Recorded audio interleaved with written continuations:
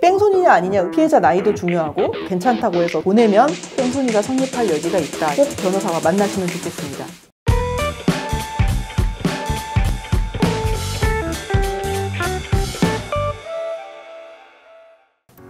안녕하세요. 내편지수 최지수 변호사입니다.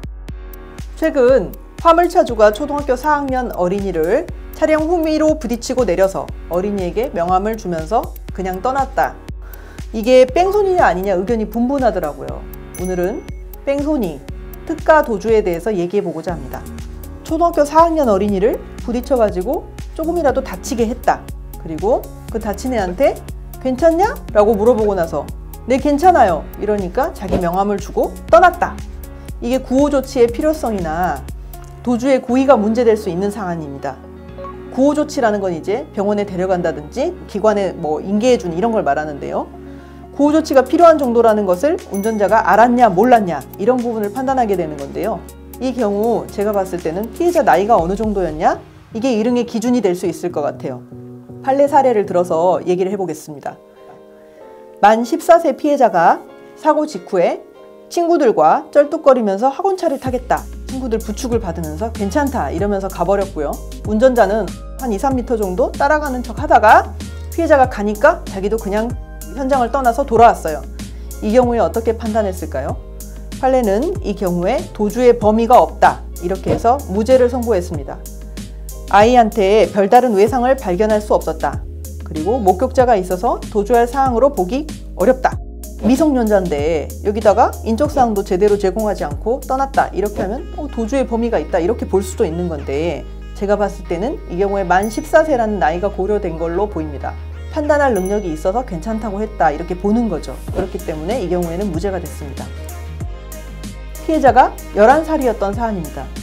1주간의 치료를 요하는 손부분 수지 염자상. 1주, 아주 작게 다친 거죠. 이런 염자상을 입히고 돌아갈 수 있니? 네, 이래서 보냈어요. 이런 경우에 뺑소니 성립이 인정됐습니다. 나이가 11살, 이런 경우에는 보호조치를 더 해야 되고 그 다음에 인적사항도 제공을 해서 사고를 누가 냈는지 알 수 있게 만들었어야 된다. 이렇게 보는 거죠.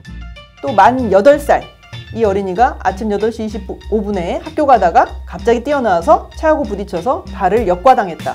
어린이 발이 그때 당시는 아무렇지도 않아 보였어요. 오후부터 부었어요. 근데 이거에 대해서 어린이가 괜찮아요, 저 갈 수 있어요 이렇게 해서 그냥 갔어요. 근데 이 경우에 뺑소니가 성립했습니다. 괜찮다고 보내면 뺑소니가 된다는 거죠. 실제로 사고가 나면 미성년자는 그냥 괜찮다고 하는 경우가 많아요. 저도 그래서 이 나이를 보고는 화물차주 사안에 대해서도 뺑소니가 성립할 여지가 있다 이렇게 판단했던 거고요. 뺑소니에서는 피해자 나이도 중요하고 그 나이에 따라서 괜찮냐고 물었을 때 진짜 괜찮은지 여부, 이게 중요한 사안이 될 것 같습니다. 뺑소니 하면은 무조건 구속되는 줄 아시는 분들 계세요.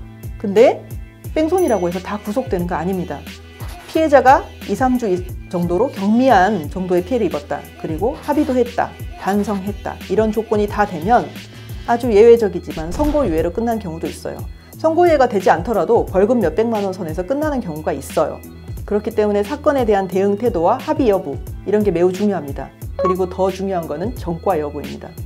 많은 경우에 교통사고 처리 특례법 위반, 그 다음에 도로교통법 위반, 이런 식으로 운전에 있어서 뭔가 부주의한 점이라든지 문제되는 점이 많이 보인다. 뺑소니 양형 결정할 때 참작이 되고요.